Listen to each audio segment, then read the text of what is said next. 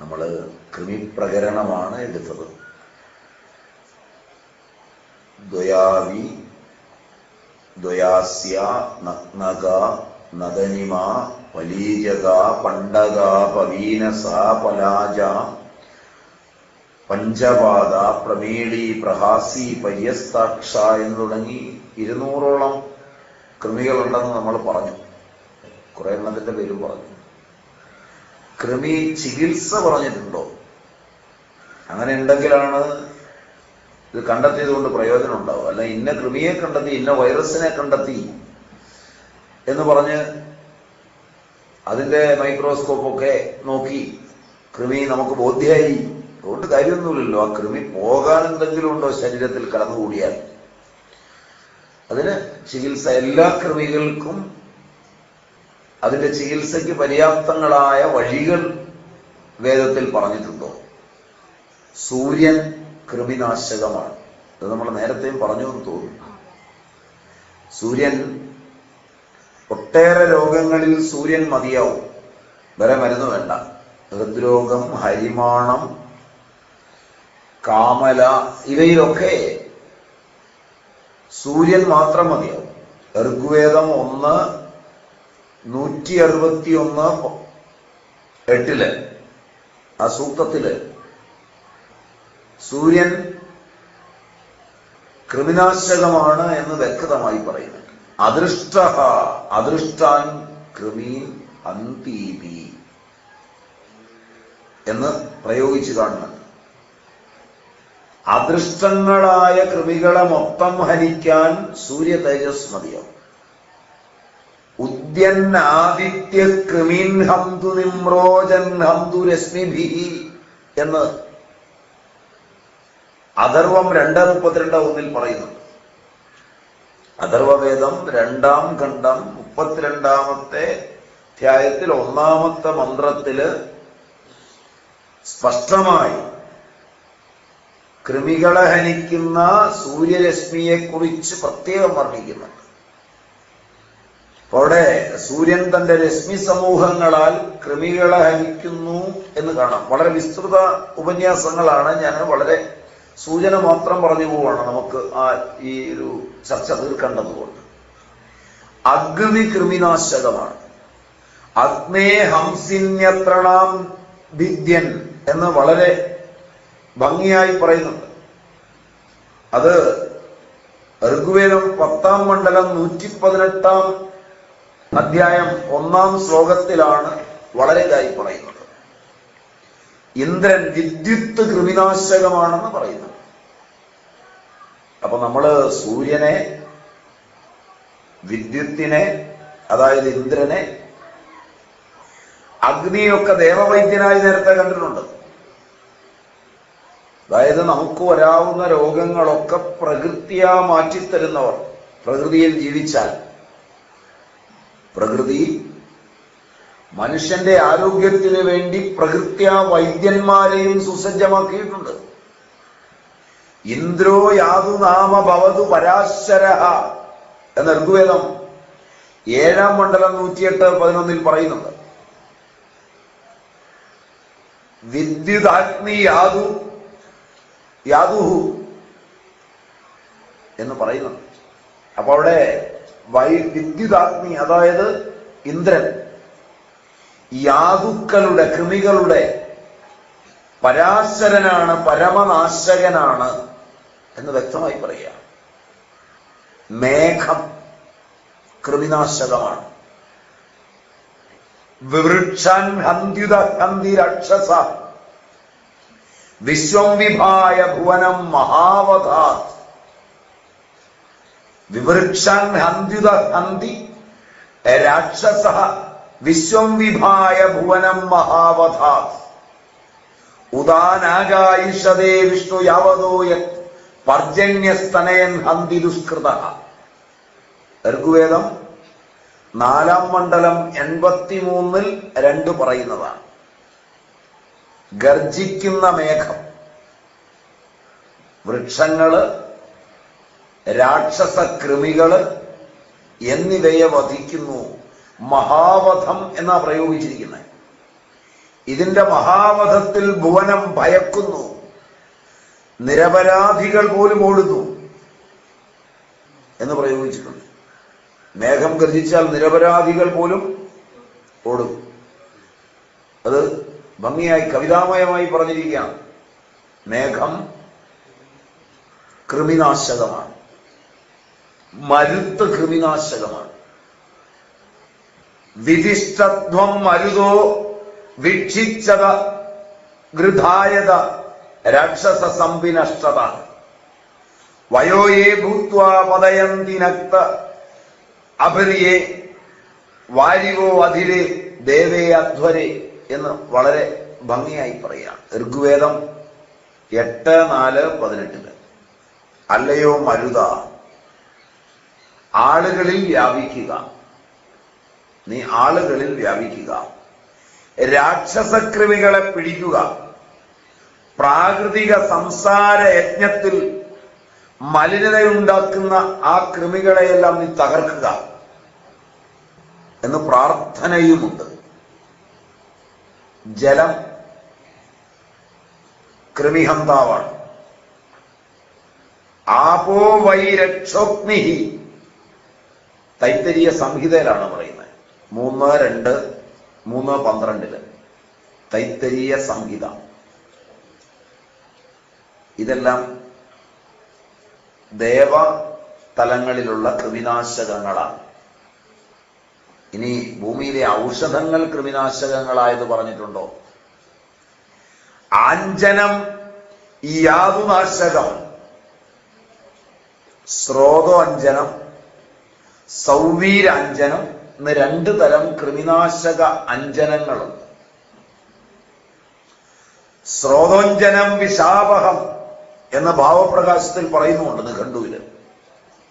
ഭാവപ്രകാശ നിഘണ്ടുവിൽ സ്രോതോഞ്ജനം വിഷാപഹം, സൗവീരം വിഷജർത്തി കഗ്നം ഭാവപ്രകാശ നിഘണ്ടു. വേദങ്ങളിൽ പറഞ്ഞിട്ടുണ്ട്, നിഘണ്ടുവിൽ പറഞ്ഞിട്ടുണ്ട്. സ്രോതോഞ്ജനവും സൗവീരാഞ്ജനവും കിട്ടുന്ന സ്ഥലം ഹിമാലയത്തിലെ തൃകകൂത പർവ്വതമാണ്. തൃകകൂത പർവ്വതത്തിലാണ് സ്രോതോഞ്ജനവും സൗവീരാഞ്ജനവും ധാരാളമായി ഉണ്ടാകുന്നത്. സീസം, ലഡ് കൃമിനാശകമാണ്. പൗരാണിക കാലത്ത് വളരെ കൂടുതൽ ഉപയോഗിച്ചിരുന്ന ഒരു ഔഷധമാണ് ലഡ്. അതിന്റെ ശുദ്ധിയൊക്കെ അറിയണം, അല്ലെങ്കിൽ ഒരുപാട് അപകടകാരിയുമാണ്.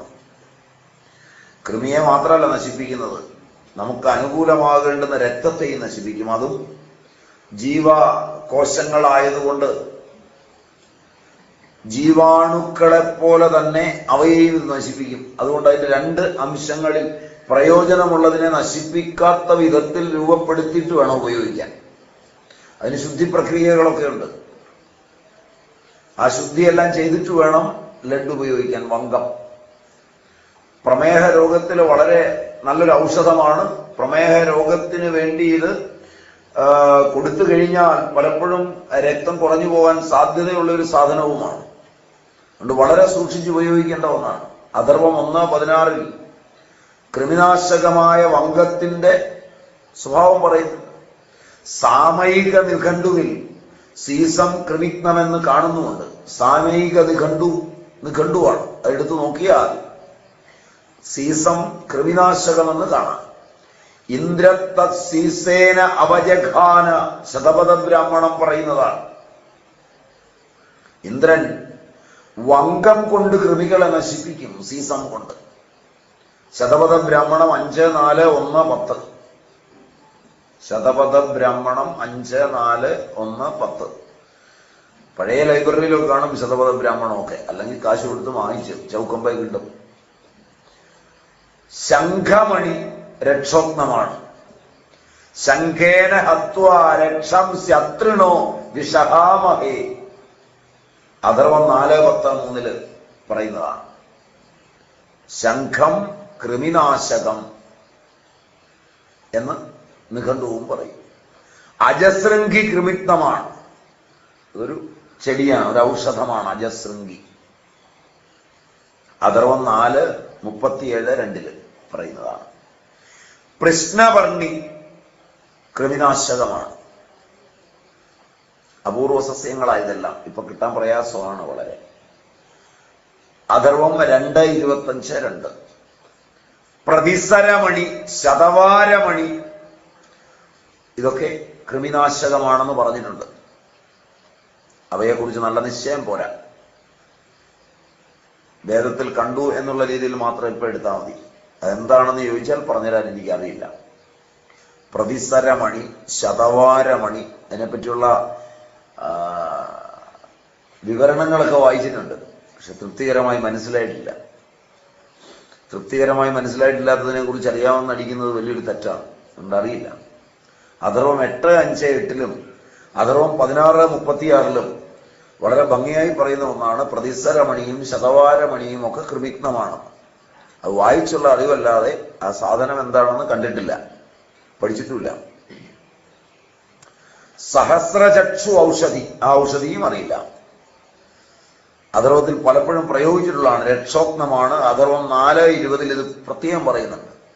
പക്ഷെ എന്താണ് സാധനം എന്നറിയില്ല. സഹസ്രചക്ഷു എന്നാണ് കാണുന്നത്.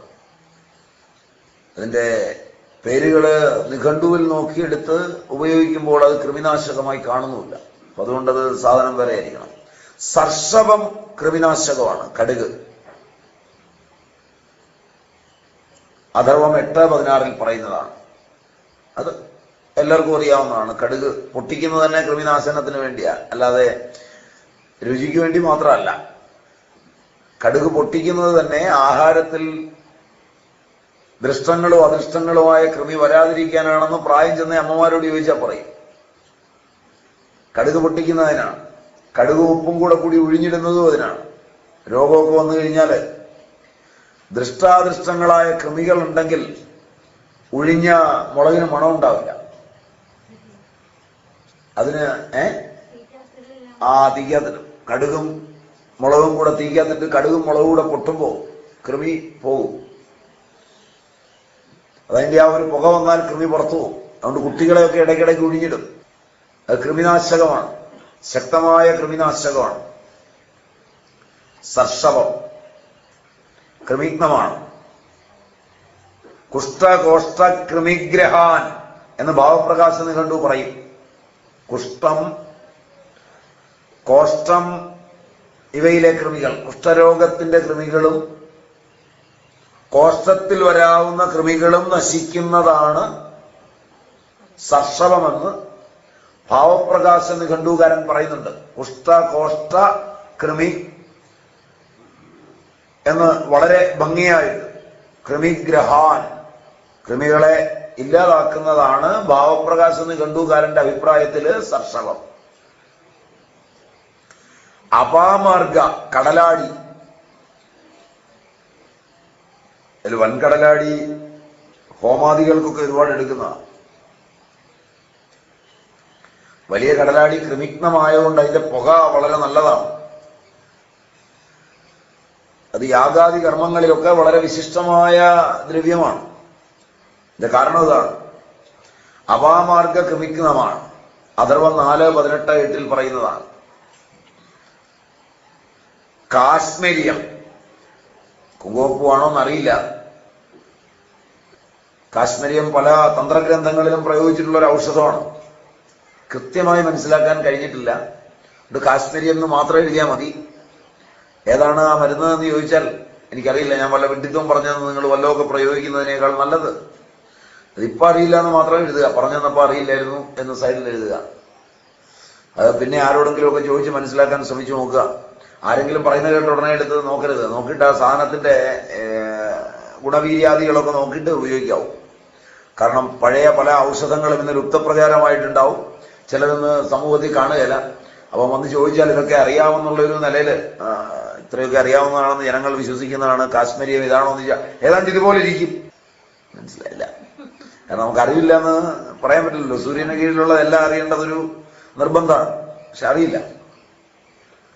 കാശ്മീരിൽ ഉണ്ടാകുന്നത് എന്നുള്ള അർത്ഥത്തിലാണെങ്കിൽ കുങ്കുമപ്പൂ ആകാൻ ഒരു സാധ്യതയുണ്ടെന്നുള്ള ഊഹം മാത്രമേ ഉള്ളൂ.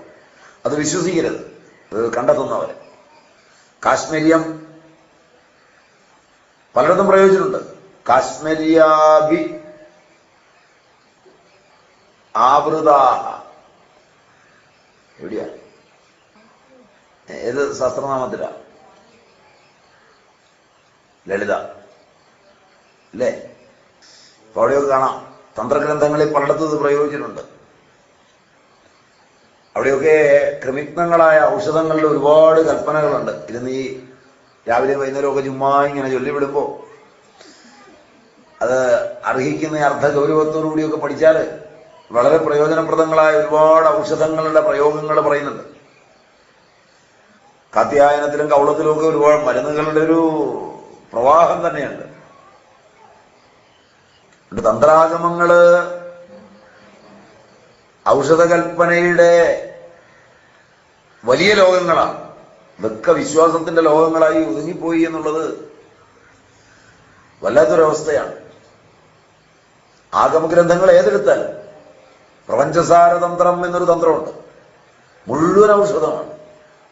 മന്ത്രങ്ങളാണ്, മുഴുവൻ ഔഷധമാണ്. അതിനകത്തില്ലാത്ത ഔഷധമില്ല. സൗന്ദര്യലഹരി അതിലും ചില പ്രയോഗങ്ങളുണ്ട്.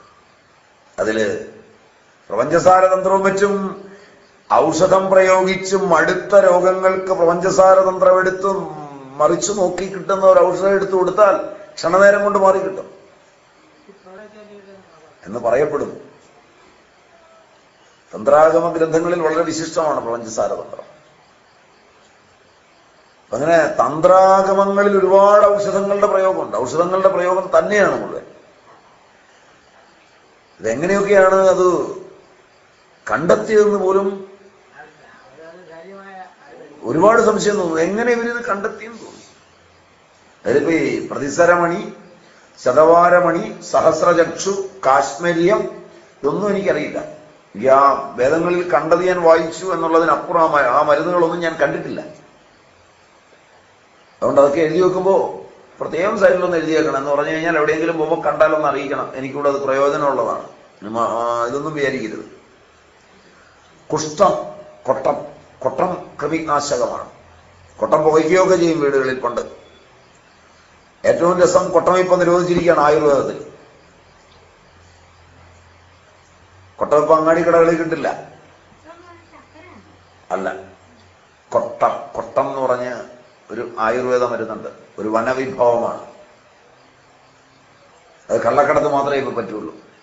ഇപ്പോ ഡയറക്റ്റായിട്ട് വിൽക്കാൻ പറ്റില്ല. കൊട്ടം ചുക്കാതെ തൈലത്തിലൊന്നും കൊട്ടം ഇപ്പൊ ചേർക്കാൻ പറ്റില്ല.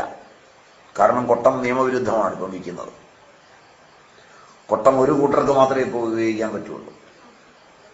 അതായത് നിങ്ങൾ ഈ പാക്കറ്റ് സ്കൂളിന്റെ അവിടെയൊക്കെ വിൽക്കുന്ന ഒരു സാധനം ഉണ്ടല്ലോ, പുറത്തുനിന്നൊക്കെ കൊണ്ടുവന്ന് നിങ്ങളുടെ ഒരു ബ്രൗൺ ഷുഗർ അങ്ങനെ ഒരു സാധനം കേട്ടിട്ടില്ലേ? അതിൻ്റെ അതൊരു കണ്ടന്റാണ്. അവർക്ക് വേണ്ടിയാണ് ഇപ്പോൾ ആയുർവേദത്തിൽ നിരോധിച്ചിരിക്കുന്നത്. അവർക്ക് സാധനം വേണ്ടത്ര കിട്ടുന്നില്ല. സാധനം ആയുർവേദക്കാരെടുത്ത് കഷായമൊക്കെ വെച്ച് കഴിഞ്ഞാൽ ഇത് വേണ്ടത്ര കിട്ടാനില്ല. അതുകൊണ്ട് ആയുർവേദത്തില് ഇത് ഒരു മയക്കുമരുന്നായി ഉപയോഗിച്ചേക്കുമോ എന്ന സംശയം കൊണ്ട് നിരോധിച്ചിരിക്കുകയാണ്. ആയുർവേദത്തിലാണ് സംശയം, അതുകൊണ്ടാണ് നിരോധിച്ചിരിക്കുന്നത്. ബാക്കിയുള്ളിടത്ത് സംശയമൊന്നുമില്ല. കാരണം അവിടെ മയക്കുമരുന്നായിട്ട് മാത്രമേ ഉപയോഗിക്കുള്ളൂ. അതുകൊണ്ട് പിന്നെ സംശയിക്കാനില്ല. ഇതൊക്കെ നിങ്ങളുടെ രാജ്യത്തിന്റെ പ്രത്യേകതയാണ്. നിങ്ങളുടെ രാജ്യത്ത് ഏറ്റവും അധികം ആളുകളുടെ മുട്ടുവേദനയും ഓസ്റ്റിയോ പ്രശ്നങ്ങളും മറ്റു പ്രശ്നങ്ങളും ഒക്കെ പോയ വയസ്സായി കഴിഞ്ഞാൽ വാർദ്ധക്യകാലത്ത് നിരന്തരമായി തേക്കുന്ന കൊട്ടൻ ചുക്കാതി തൈലത്തിലെ പ്രധാന ഘടകമായ കൊട്ടം നിരോധിച്ചിട്ട് ഇവിടുത്തെ ആയുർവേദക്കാരോ അതിന്റെ സംഘടനകളോ ഇവിടുത്തെ ജനങ്ങളോ ഇനി ആയുർവേദം വിൽക്കുന്ന കമ്പനികളോ ആരും ഒന്ന് അനങ്ങുക പോലും ചെയ്തിട്ടില്ല. കൊട്ടം എവിടെയെങ്കിലും ഇരിപ്പുണ്ടെങ്കിൽ കയറി എടുത്തുകൊണ്ട് പോകും. ആളിനെ കയ്യാമം വെച്ച് കൊണ്ടുപോയി.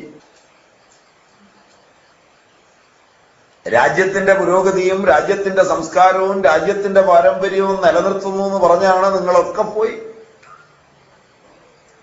സിന്ദാബാദ് വിളിക്കുന്നത്. പല നിയമങ്ങളും നിങ്ങളറിയില്ല, നിങ്ങളുടെ മൂക്കിന് താഴെ. പലതും നിങ്ങളെയും നിങ്ങളുടെ ജീവിതത്തെയും സാരമായി ബാധിക്കുമ്പോഴും ആ നിയമം ഉണ്ടാക്കുന്നവൻ ആർക്കു വേണ്ടി ഉണ്ടാക്കി, ആരെ പോഷിപ്പിക്കാൻ ഉണ്ടാക്കി, ആരുടെ താല്പര്യം സംരക്ഷിക്കാൻ ഉണ്ടാക്കിയെന്ന് അറിയില്ലാത്തൊരു ജനത. കൊട്ട നിരോധിച്ചൊന്നും നിങ്ങൾ അറിഞ്ഞിട്ടില്ല. അത് കൃമിനാശകമായ ഏറ്റവും നല്ല ഔഷധങ്ങളിൽ ഒന്നാണ്. അതല്ല, അത് വേറെയാണ്. കൊട്ടെണ്ണ എന്ന് പറയുന്നത് തമിഴ്നാട്ടിൽ നിന്ന് വരുന്ന ആവണക്കിൽ നിന്നെടുക്കുന്ന എണ്ണയാണ്.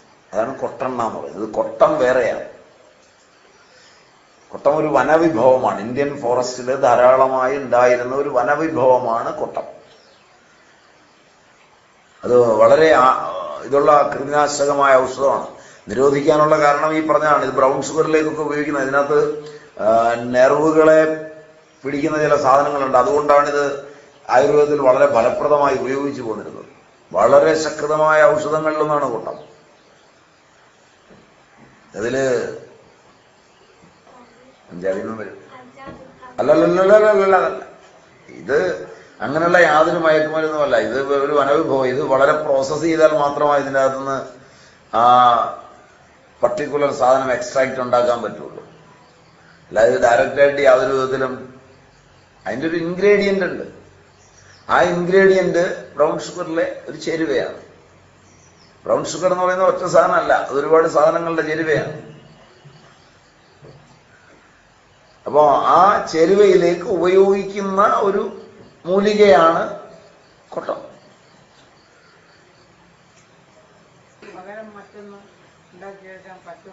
ഉണ്ടാക്കാൻ പറ്റും.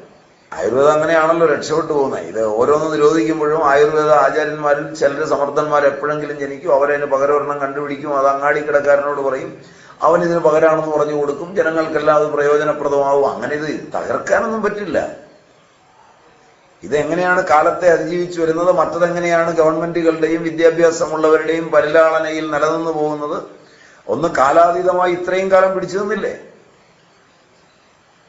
എന്തായാലും ജനജീവിതത്തിൽ 10-15,000 കൊല്ലം പിടിച്ചു നിന്ന ഒരു സാധനത്തിൽ അന്ന് ഉപയോഗിച്ച ഔഷധം തന്നെ ഇന്നും ഉപയോഗിക്കാൻ പാകത്തിന് നിൽക്കുമ്പോഴും അത് അശാസ്ത്രീയമാണെന്നും, ഇന്നലെ ഉപയോഗിച്ചൊരു സാധനം ഇന്നത്തേക്ക് ഉപയോഗിച്ചാൽ തട്ടിപ്പോകുന്ന സാധനം ശാസ്ത്രമാണെന്നും പറഞ്ഞു നടക്കുന്നതിന്റെ പുറകെ നടക്കുന്ന നിങ്ങളുടെ ബുദ്ധിവൈഭവത്തെ നമസ്കരിക്കാതെ പറ്റുമോ? ഇന്ത്യൻ ജനതയുടെ ബുദ്ധിവൈഭവം ഗംഭീരമാണ്.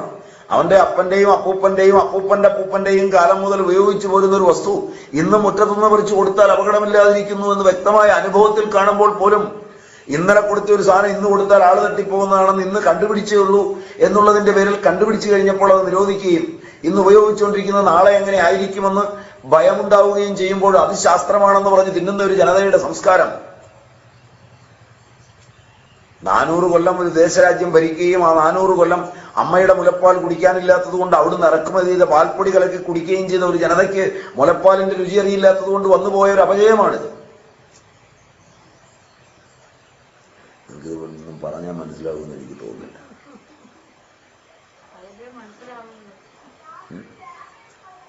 അതുകൊണ്ട് ഇത് വളരെ രസമാണ്. അപ്പൊ ഔഷധകൽപ്പനയെ എടുക്കുമ്പോ ഏറ്റവും അഥർവവേദകാലം മുതൽ കൊട്ട ഉപയോഗിക്കുന്നുണ്ട്. ഏറ്റവും രസം, ഇന്ന് കാണുന്ന പല ക്യാൻസറിനും നെറുകയില് 4 തുള്ളി വെച്ചാൽ ക്യാൻസർ മാറുന്ന ഒരു ഔഷധമാണ് ഈ കൊട്ടം ചേർന്ന ഒരെണ്ണ. കൊട്ടം, ചിറ്റകത്ത, മഞ്ഞള്, കാഞ്ഞിരത്തിന്റെ വടക്കോട്ട് പോകുന്ന പേര് കാടിവെള്ളത്തിൽ അരച്ച് കലക്കി എള്ളെണ്ണ ചേർത്ത് കാച്ചിയെടുക്കുക. ഞാൻ പറഞ്ഞതാണെന്ന് തോന്നുന്നു. അത് നെറുകെ വെച്ചാല് ക്യാൻസർ പോവും. അതൊരല്പം തേപ്പിച്ച് കുളിച്ചാൽ വരികയില്ല. പരീക്ഷിച്ച് പേറ്റന്റായി ഇറക്കാവുന്നതാ. ഇറക്കിയവരുണ്ട്, ഇറക്കി കോടീശ്വരന്മാരായവരുണ്ട്. ഇത് ചിലതരം ക്യാൻസറിന് ഫലപ്രദമാണ്. 5 മില്ലിക്ക് 180 രൂപയോട്ട് വെച്ച് കേരളത്തിലുടനീളം വിറ്റ ആളുകളുണ്ട്. കോടികൾ ഉണ്ടാക്കുകയും ചെയ്തു. പിന്നെ ഇതിന്റെ സാധനം എല്ലാം കിട്ടാതെ വരുമ്പോൾ വേറെ വല്ലതൊക്കെ കാച്ചി കൊടുക്കും. അപ്പോൾ ബലം പോവും. ആദ്യം 10 പേർക്ക് ബലം ഉണ്ടാവും. പത്രക്കാരെഴുതും, ആള് തള്ളും. ആള് തള്ളുമ്പം ഡിമാൻഡ് മീറ്റ് ചെയ്യാൻ പറ്റുകയില്ല. അന്നേരം കാണുന്ന എണ്ണയൊക്കെ കാച്ചി കൊടുക്കും. ഇത് വളരെ ഫലപ്രദമായ ഒരു സാധനമാണ്. ഗുഗ്ഗുലു കൃമിത്നമാണ്. ഇന്ന് ഗുഗ്ഗുലു എന്ന പേരിൽ ഒരുപാട് കറകൾ കിട്ടുന്നുണ്ട്. ഗുഗ്ഗുലു, മഹിഷനേത്രി എന്ന് പറയുന്ന എരുമയുടെ കണ്ണു പോലിരിക്കുന്ന ഗുഗുലുവാണ് ഏറ്റവും നല്ല ഗുഗുലു. ആ ഗുഗുലു കൃമിഗ്നമാണ്. വില, നളതി, രൗക്ഷഗന്ധി, പ്രമന്ദിനി, ജഡാമാഞ്ചി ഇവയൊക്കെ കൃമിഗ്നമാണ്. അഥർവം 4:37-3 പറയുന്നതാണ്. ജഡാമാഞ്ചി കിട്ടും. അതിൽ വില, നളതി, രൗക്ഷഗന്ധി, പ്രമന്ദിനി ഒന്നും എനിക്കറിയില്ല, ഇനി പേരുകളെ അറിയുള്ളൂ. അത് ശീമക്കൊട്ടം, അത് വേറെ. അത് ശരിക്ക് പറയുകയാണെങ്കിൽ പുഷ്കര മൂലത്തിന് പകരം ഉപയോഗിക്കുന്നതാണ്. പുഷ്കര മുല്ല നാടനുണ്ട്, അതിന് പകരം ഉപയോഗിക്കുന്നതാണ് ശീമക്കൊട്ടം. പുഷ്കര മുല്ല പോയി ചോദിച്ചാൽ അങ്ങാടി കിടന്ന് ശീമക്കൊട്ടമാണ് കിട്ടുക. പുഷ്കര മുല്ല ഇന്ന് പറിച്ചെടുക്കാനും കിട്ടാനൊന്നും അധികമില്ല. അതുകൊണ്ട് അപ്പൊ ഇങ്ങനെ കൃമിഗ്നങ്ങളായ ഔഷധങ്ങൾ വളരെ വൈദികര് കണ്ടെത്തി പറഞ്ഞിട്ടുണ്ട്. ഔഷധങ്ങളുടെ ഏതാണ്ട് കലന നമ്മൾ പറഞ്ഞു. ഗുഗുലൊക്കെ വളരെ ഗുഗുലു ചേർന്ന ഒരുപാട് ഒരു പിടി ഗുളികകളുണ്ട്, ഒരു പിടി കഷായങ്ങളുണ്ട്. ഗുഗുലു ശുദ്ധി ചെയ്ത് ഉപയോഗിക്കേണ്ടതാണ്. വേപ്പിന്റെ ഇലയും പച്ചമഞ്ഞളും കൂടെ ഇടിച്ച് ഡോളായന്ത്ര വിധി പ്രകാരം പചിച്ചെടുത്ത് ഗുഗുലു ശുദ്ധി ചെയ്യാം. അങ്ങനെ ശുദ്ധി ചെയ്ത ഗുഗുലു ചിറ്റമൃതന്റെ നീരിൽ വറ്റിച്ച് നെയ്യിൽ വറുത്തെടുത്താൽ പിന്നെ ഒരു അപാകതയും ഉണ്ടാവില്ല. അങ്ങനെ വളരെ ഇതായിട്ട് ശുദ്ധി ചെയ്തെടുക്കുന്ന ഒരു ഔഷധമാണ് ഗുഗുലു. ഇപ്പം എളുപ്പത്തിന് കമ്പനിക്കാരൊക്കെ മണ്ണെണ്ണ ഒഴിച്ച് കത്തിച്ചെടുക്കുകയാണ് ചെയ്യുന്നത്. അങ്ങനെയും ഉപയോഗിക്കാമെന്ന് ആരോഗ്യമോ പറഞ്ഞിട്ടുണ്ട്. എളുപ്പവഴിയതാണ്. പക്ഷെ അങ്ങനെ ഉപയോഗിച്ചാൽ അതിന് ഔഷധവീര്യം എത്ര ഉണ്ടാവും എന്ന കാര്യം സംശയമുള്ള കാര്യമാണ്. രോഗപ്രകരണവും വേദത്തിലുണ്ട്. ജ്വരം, തക്മ, അർച്ചിബു, സൂക്ഷ്മി തുടങ്ങിയ അനേകം പേരുകൾ ഗുണമനുസരിച്ച് രോഗത്തിന് പറയുന്നുണ്ട്. ഔഷധങ്ങൾ പറയുമ്പോൾ മണിധാരണ പ്രകടനത്തിൽ ജങ്കിടമണി ധരിക്കാൻ പറയുന്നുണ്ട്. കൊട്ടം, സ്രോതോഞ്ജനം, സൗവീരാഞ്ജനം, മൂജവാൻ, മഹാവൃഷ, വൃഷജം, ഇങ്ങനെ കുറെ ഔഷധങ്ങൾ പറയുന്നുണ്ട്. അതിൽ രസകരമായൊരു വസ്തുത, മൂജവാൻ, മഹാവൃഷ, ബൽഹിക, ഗാന്ധാര, അംഗ, മഗധ ദേശങ്ങൾ ജ്വരപ്രദേശങ്ങളാണെന്ന് പറയുന്നത് അഥർവവേദത്തിലാണ് പറയുന്നത്. രോഗമുള്ള ദേശങ്ങളായി അഥർവം പറയുന്നുണ്ട്. മഹാവൃഷദേശം ഉത്തരഭാരതത്തിലാണ്. മൂജവാൻ ഹിമാലയത്തിന്റെ ഹിമാലയത്തിലാണ്. ചാന്തോക്യ ഉപനിഷത്തിൽ മഹാവൃഷ ചർച്ചയുണ്ട് ആ ദേശത്തിന്റെ. ഗാന്ധാരം ഒരുപാട് ചർച്ച ചെയ്യപ്പെട്ട കാണ്ഡഹാർ തന്നെയാണ്. പശ്ചിമോത്തര ഭാരതത്തിൽ കാണ്ഡഹാർ എന്ന് പറയുന്നത് ആ സ്ഥലം തന്നെയാണ്. സിന്ധുവിന് പടിഞ്ഞാറ്, കാബൂളിന് തെക്ക്. ഇതൊക്കെ ജ്വരദേശങ്ങളായി വേദത്തിൽ കാണാം. രോഗപ്രകരണം പഠിക്കുമ്പോൾ കാസത്തെ പറ്റി ഒരുപാട് ചർച്ചയുണ്ട്. ചുമ, അഥർവം 1:12-3 കാസഹ എന്ന് പ്രയോഗിച്ച് കാണുന്നുണ്ട്. 5:22-10 കാസ എന്നാണ് പ്രയോഗിച്ച് കാണുന്നത്. കാസിക എന്ന 5:22-12 കാണുന്നുണ്ട്. അപ്പൊ ഈ നാമങ്ങളെല്ലാം ഒരേ രോഗത്തിന്റെയാണ്. ജ്വരത്തിൽ കാസത്തിന്റെ ഉപദ്രവമാണ് ജ്വരമെന്ന് കാണുന്ന പ്രയോഗങ്ങളുണ്ട്. സഹ കാസാവേപയ 4:22-10 കാണാം. ബലാസം, കഫത്തെക്കുറിച്ച് ഒരുപാട് ചിന്തകളുണ്ട്. ബലം അസ്യതീതി, ബലത്തെ നഷ്ടമാക്കുന്നത് ബലാസം. ശ്ലേഷ്മ, ബലാസ സ്ഥാനം ഹൃദയമാണെന്നും പറഞ്ഞു കാണുന്നു. അതിനുള്ള ഔഷധം പറയുന്നുണ്ട്. സ്രോതോഞ്ജനം അഥർവം 4:6-8. ബലാസനാശിനി 8:4-10. വിബുദ്രു